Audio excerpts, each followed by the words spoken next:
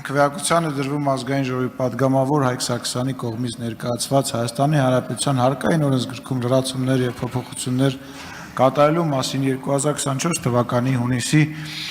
12-ի ՀՕ 269-N օրենքում փոփոխություններ կատարելու մասին եւ պետական турքի մասին օրենքում փոփոխություններ լրացումներ կատարելու մասին օրենքների նախագծերի փաթեթը երկրորդ ընթերցմամբ եւ ամբողջությամբ ընդունելու մասին հարցը քվեարկություն